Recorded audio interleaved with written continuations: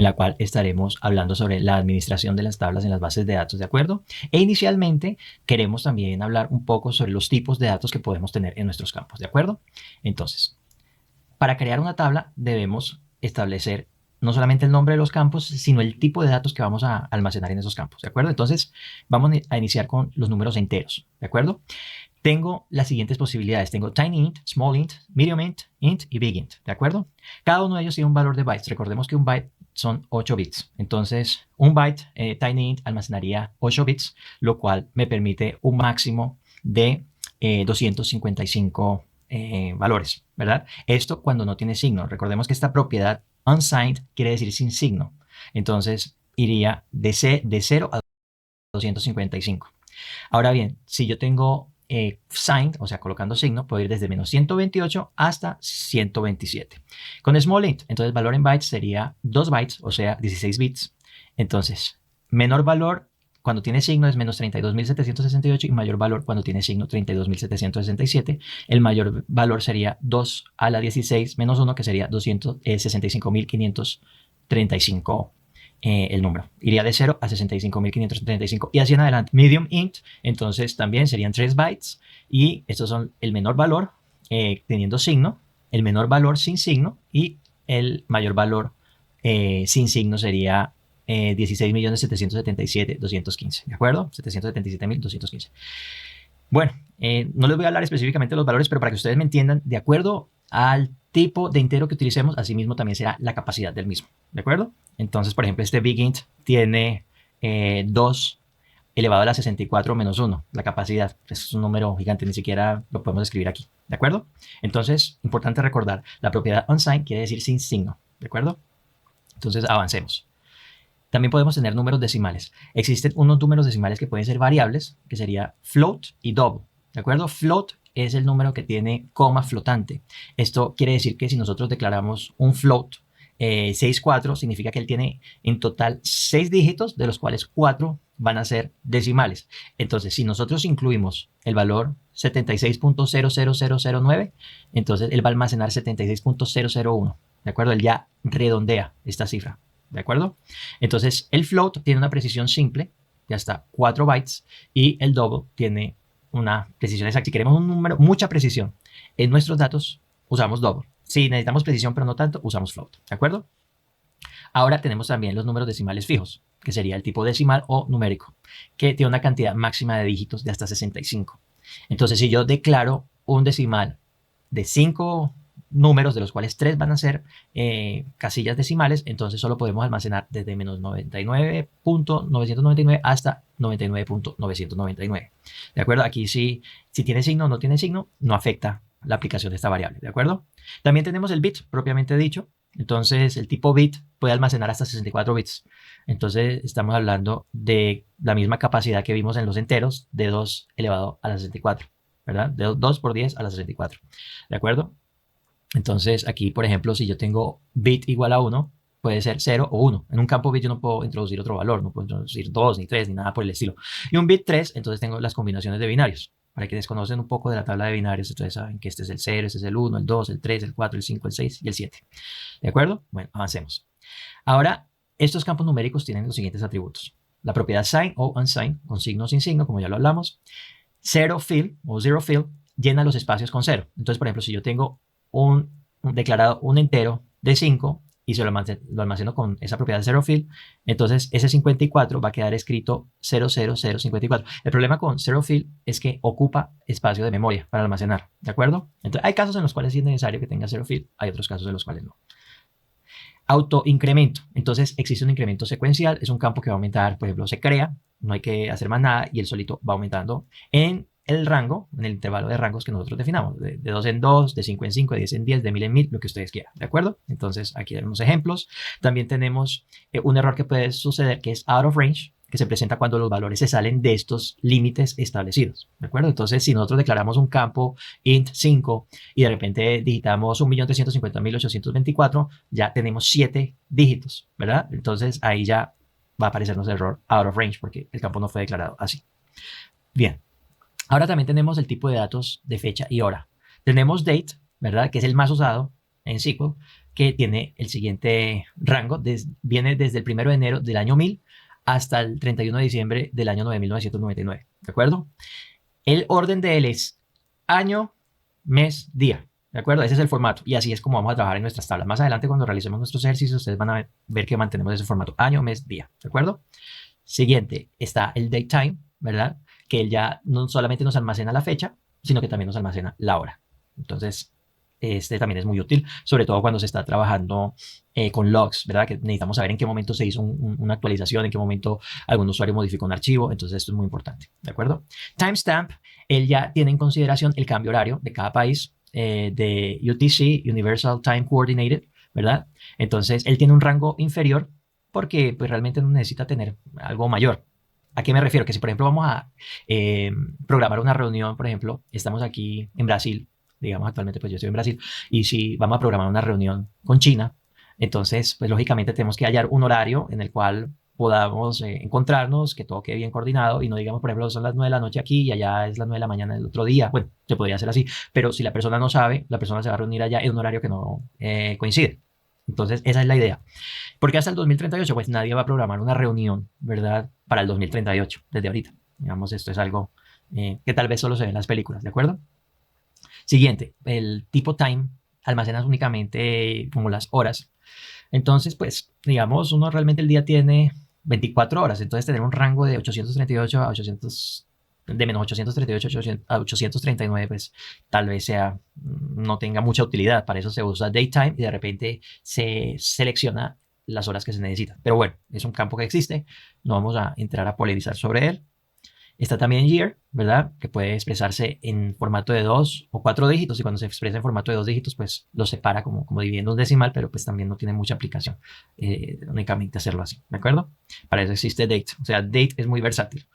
Ahora vamos a hablar un poco del tipo de variables string, ¿verdad? Tenemos primero char o char, como quieran pronunciarlo, char en inglés, me imagino, porque viene de character, ¿verdad?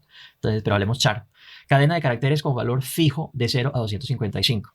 Entonces, por ejemplo, si yo tengo un char de 4, ¿verdad? Entonces voy a almacenar, si quiero almacenar AA, me va a almacenar AA con 2 espacios. Estos dos punticos representan 2 espacios, entonces ocupa más memoria. Me va a ocupar 4 espacios de memoria, siendo que solamente estoy usando 2. Y por eso existe también varchar, que es una cadena de caracteres con un valor variable, también de 0 a 255, pero la diferencia de varchar es que él varía. Si yo escribo AA, entonces él va a guardar únicamente AA y reserva el otro espacio de memoria, no lo va a utilizar. Entonces es lo que más se utiliza. De hecho, cuando creemos nuestras bases de datos, nuestras tablas, ustedes van a notar que lo que más usamos es varchar. Binary es una cadena de caracteres con valor fijo de 0 a 255 con números binarios. O sea, trabaja con bits, ceros y unos, ¿de acuerdo? Se usa bastante también. Var binary, la misma idea de varchar, él usa pues lo que necesita, ¿de acuerdo? Entonces, ya saben, tiene como el mismo principio, son análogos a char y varchar. Blob, binary long, ¿de acuerdo? Entonces, podemos querer almacenar, por ejemplo, una foto, ¿verdad? O un formato grande que esté en binario, entonces queremos tener la oportunidad de guardarlos pues de acuerdo con la necesidad. Tiny blob, medium blob, long blob. Text, cuando queremos almacenar un texto largo, por ejemplo, una secuencia de palabras, ¿sí? Entonces tenemos tiny text, medium text, long text. Enum, entonces nos permite definir opciones en una lista predefinida, valga la redundancia. Entonces, por ejemplo, si yo creo digamos un campo talla con enum, entonces yo ya le estoy diciendo a mi campo que allí dentro puedo tener las 3 opciones siguientes, o pequeño, o medio, o grande. Esto es muy útil, ¿de acuerdo? Entonces, digamos, lo limitamos únicamente a estas 3 opciones dentro de la lista, ¿de acuerdo? Entonces, esto con respecto a los string, los atributos de los string es set y collate, que es algo que vimos previamente cuando estábamos creando nuestras tablas, ¿verdad? Que es el tipo o el conjunto de caracteres que vamos a utilizar, si es UTF-8, UTF-16, si son ideogramas japoneses, si es el alfabeto ruso, en fin, el alfabeto árabe. Esto nos ayuda a nosotros a establecer el tipo de tabla ASCII que estaremos trabajando, ¿de acuerdo? El tipo de caracteres ASCII que estaremos trabajando.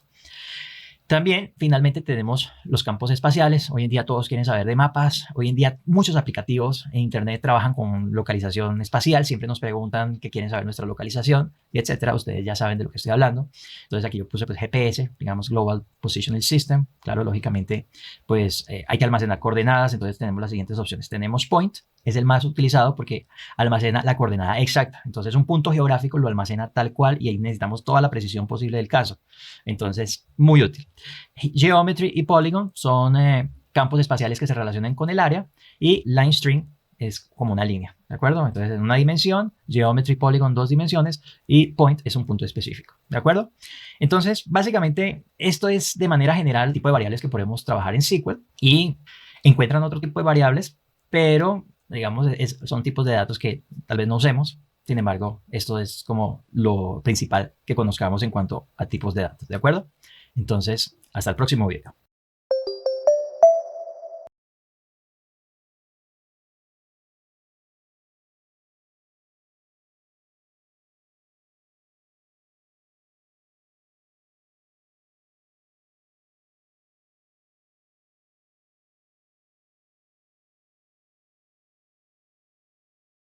Hola a todos, bienvenidos a nuestra aula número 3, en la cual entonces estaremos avanzando y crearemos nuestra tabla con los registros de los clientes para la empresa de jugos, que es el tema de nuestro proyecto. Entonces, al conversar con las personas del área de registros de clientes, ellos nos mencionaron que la información más importante de almacenar con respecto al cliente es su DNI, que sería su número de identificación, el nombre completo, la dirección, la edad, el sexo, el límite de crédito, el volumen mínimo de jugo que pueden comprar y si ya realizaron la primera compra. ¿De acuerdo? Entonces, estos son el tipo de campos que necesitamos crear en nuestro Workbench o nuestra base de datos. ¿De acuerdo?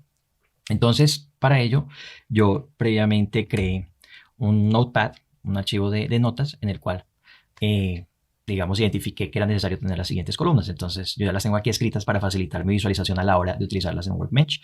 Entonces, tengo el registro de clientes, DNI, nombre completo, dirección 1, que sería como un campo para la dirección. Y en caso de que este campo no sea suficiente, tendríamos dirección 2, el barrio, la ciudad, el estado, CP, que sería el código postal, la edad del cliente, el sexo, el límite de crédito para compras, el volumen de compra, el volumen mínimo de compras que esta persona puede realizar y si ya realizó la primera compra. ¿De acuerdo? Entonces vamos a abrir aquí nuestro Workbench. Yo le voy a dar un zoom aquí a nuestro script para que ustedes puedan visualizar mejor los comandos. ¿De acuerdo? Entonces vamos, en primer lugar, vean que está aquí como en negrilla Word, o sea, es la base de datos en la que estamos y tenemos que cerciorarnos que estamos en jugos. Entonces, vamos a darle use, vamos a hacer todo en mayúscula, use, jugos, ¿de acuerdo? Vamos al rayo, listo. Entonces ya volvimos a nuestra base de datos jugos. Ahora sí, vamos entonces a crear create table y la vamos a llamar tb clientes, ¿de acuerdo? Entonces, la tabla clientes tiene la siguiente información. Entonces, primero es nuestro DNI, ¿verdad? El DNI es el número de identificación. Yo no puedo definir este número de identificación como un número cualquiera porque corro el riesgo de que los ceros que se encuentran a la izquierda del número de identificación se borren. Ejemplo, si yo por ejemplo tengo un número de identificación 00, 125, 46, 32, ¿verdad? Si yo lo defino como un tipo int, por ejemplo, entonces, ¿qué me va a almacenar? Va a almacenar 125, 4632. Ese sería el número que va a almacenar y eso no lo queremos. Queremos que nuestro campo identifique los ceros a la izquierda, ¿de acuerdo? Recordemos que en el video anterior hablamos sobre el tipo que podría tener los datos en estos campos. Entonces vamos a usar aquí varchar, ¿verdad? Y vamos a usar un varchar de 20. Digamos, un DNI no puede tener más de 20 números o cifras. ¿Sí? O sea, estamos aquí exagerando un poco, pero lo importante es tener campos que tengan esa flexibilidad, ¿de acuerdo? Entonces, ahora sí, el nombre. Vamos a poner nombre, también un varchar, y vamos a asignarle 150 hasta 150, ¿verdad? Espacios. También tenemos el primer campo de dirección, entonces sería dirección 1, también sería un varchar de 150. ¿Qué más tenemos? Dirección 2. Dirección 2 sería un varchar de 150 también. ¿Qué más tenemos? Tenemos barrio. Sería un varchar. Recordemos que varchar son caracteres variables. Puede utilizar hasta 150, pero si por ejemplo mi barrio tiene únicamente 5 letras, pues únicamente va a almacenar esas 5 letras, ¿de acuerdo? Entonces barrio sería un varchar de 50. Bien, ¿qué más tenemos? Ciudad, también vamos a crearlo como varchar de 50. ¿Qué más tenemos aquí? Estado, entonces sería varchar de 50. Es importante colocar las comas, ¿de acuerdo? Estado, que me faltó, CP, se me borró. No importa, puede acontecer o puede suceder. 50, ¿sí? No, 10. Un código postal, listo. ¿Qué más? Entonces tenemos nuevamente edad. Sería un big int, no, small int, perdón. Una persona no va a vivir más de 150 años, por lo menos en esta época. Entonces sería small int. ¿Listo? ¿Qué más? Sexo. Entonces tenemos un varchar de 1, ¿sí? Para únicamente almacenar una letra. Después viene el límite de crédito.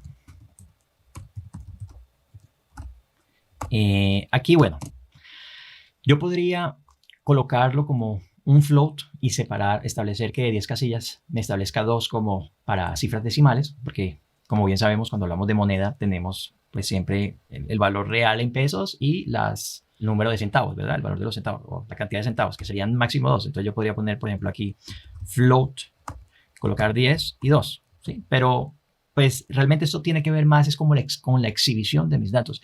Y aquí estamos concentrados en almacenar nuestros datos en la base de datos. De modo que no tenemos que preocuparnos tanto en la presentación del dato en sí. Es algo que nosotros podemos posteriormente, a la hora de exhibir nuestros datos, ajustar para que aparezca el número únicamente con 2 cifras decimales, ¿de acuerdo? Entonces lo podemos almacenar solo como float. Bien. ¿Qué más tenemos aquí? El volumen de compra. Volumen compra. También un float. Y si ya realizó la primera compra, entonces primera compra. Entonces este sería 1 si sí y 0 si no. Entonces vamos a darle un bit. Solo un bit, ¿de acuerdo? Y cerramos aquí todo nuestro paréntesis. Entonces, bien, tenemos nuestra tabla TV clientes. ¿Qué sucede aquí? ¿Por qué la nombré así? Digamos, por motivos de facilidad, practicidad mejor, utilizamos ese nombre, pero cada empresa tiene sus propias políticas, tiene un manual con las reglas que ellos establecen para la creación de sus bases de datos. Entonces, cada empresa va a determinar de qué forma se deben crear las bases de datos, cuál es la sintaxis que ellos emplean, qué tipo de caracteres ellos van a utilizar, ¿de acuerdo? Qué tipo de variables en cada uno de esos campos. Entonces, digamos, aquí no vamos a entrar mucho en esta discusión de cuál es la mejor forma o si existe una mejor forma de hacerlo. Es simplemente aquí la practicidad para hacerlo. Así, de repente, es la forma más sencilla de hacerlo. Es utilizando este código. ¿De acuerdo? Entonces, si presionamos aquí nuestro rayo, ¿verdad? Ah, bueno, nos faltó aquí el punto y coma. Bien. Entonces, presionamos nuestro rayo y dice create table clientes 0 rows affected. Entonces, perfecto. Si venimos aquí a jugos, vamos a darle un refresh all. Ya aparece nuestra tabla clientes, ¿de acuerdo? Con las columnas. Aquí están nombre, dirección, dirección 2, barrio, ciudad, estado, CP, edad, sexo, límite de crédito, volumen de compra y primera compra. ¿De acuerdo? Entonces, esto es básicamente un ejemplo de cómo podemos crear los campos en nuestra tabla. Hasta el próximo video.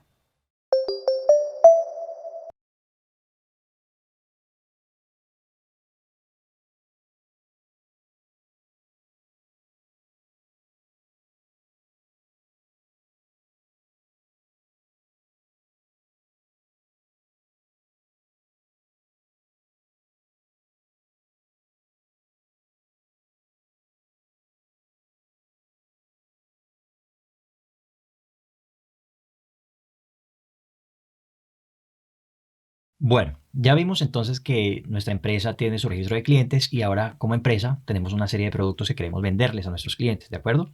Entonces vamos a crear una tabla con nuestros productos, que son los jugos de fruta que venderemos en nuestra empresa. Y hablando con los usuarios, entonces ellos nos dicen que necesitamos un campo para el código del producto, el nombre del producto, el envase, el tamaño, el sabor y el precio de este producto. Entonces yo creé aquí en el bloc de notas un archivo de texto con los nombres de las columnas, ¿verdad? Está aquí. Entonces tenemos registro de productos, producto, nombre, envase, el volumen que sería el tamaño, el sabor y el precio, ¿de acuerdo? Ahora vamos a abrir aquí nuestro Workbench. Vamos a colocarlo aquí a un lado para facilitar, y esta vez vamos a crear la tabla utilizando el asistente de Workbench para creación de tablas. Entonces venimos aquí a nuestra base de datos jugos, que ya la tenemos seleccionada, donde dice Tables, damos clic derecho y le damos Create Table. Y esta tabla, entonces aquí nos aparece un asistente que nos va a facilitar su creación. Entonces vamos a llamarla Table Productos, ¿verdad? Esto donde dice Chart Set Collation lo vamos a dejar por defecto, no vamos a modificar nada, y vamos a venir aquí donde dice Column Name, damos doble clic, entonces vamos a crear nuestra primera columna, Product, o producto mejor en español. ¿Qué tipo de datos queremos aquí? Entonces queremos varchar, ¿verdad? ¿De cuánto? El producto puede tener hasta 20, el código puede tener letras y números, entonces vamos a ponerle 20 caracteres y lo vamos a dejar como varchar, ¿de acuerdo? Seleccionamos o removimos estas propiedades de aquí porque en esta parte del entrenamiento no la estaremos utilizando. Tal vez más adelante vamos a hablar un poco más sobre ello, pero por el momento no nos tenemos que preocupar por ninguna de esas propiedades. Vamos a crear otra columna que va a ser nombre, el nombre del producto, ¿verdad? Y varchar por defecto nos muestra 45, vamos a ponerle 150, vamos a dejarle bastante espacio. El que sigue es el envase, que si es lata o es botella o es envase PET, que sería ese de plástico, vamos a darle 50, ¿verdad? Vamos a crear otra aquí que se llame volumen, o sea, el tamaño de mi envase. Vamos a dejarlo como volumen para no poner tamaño, porque para no usar la ñ. Realmente esa es la idea. Entonces, varchar, volumen, vamos a ponerle también varchar de 20, ¿sí? Bien. ¿Qué más? Sabor. Entonces, el sabor también, un varchar de 50, puede ser de naranja, de uva, de lo que quiera. Bien. Y finalmente, el precio de mi producto. Este, si lo vamos a colocar float. Recuerden lo que hablamos previamente, por acá, que si lo dejamos float, es la forma como lo almacenaremos. No tiene que ver nada con la exhibición de mis datos al momento de hacer la presentación, porque cuando la haga, yo puedo ya especificar que únicamente quiero 2 cifras decimales. Entonces, le damos aquí clic donde dice Apply, y ya nos trae nuevamente aquí a esta caja de diálogo con un asistente para revisar nuestro script, cómo quedó. Entonces dice Create Table en la base de datos jugo llamada TV Productos, ¿de acuerdo? Ese punto lo que hace es especificarme que está en la base de datos jugo, que como sabemos, nosotros la podemos también invocar cuando damos use jugos, ¿verdad? Que es para decirle a nuestro script que estamos trabajando sobre esa base de datos, ¿de acuerdo? Entonces aparece también entre acentos invertidos porque nuestro constructor ya quiere cerciorarse de que si hay espacios en blanco en el nombre de tanto de mi tabla como de mi base de datos, entonces él lo identifique. Entonces por eso ya por defecto viene así. Y aquí viene el producto, el tipo de variable como la definimos, la cantidad de caracteres que vamos a usar, y si es, aquí al final dice null porque nuestros campos aceptan valores nulos o espacios vacíos, ¿de acuerdo? Entonces le damos apply y le damos finish, y como ustedes observan ya tenemos nuestra tabla productos aquí creada, como pueden ver, de acuerdo con todas nuestras especificaciones. En el próximo video, entonces, estaremos aprendiendo un poco más sobre Workbench. Hasta el próximo video.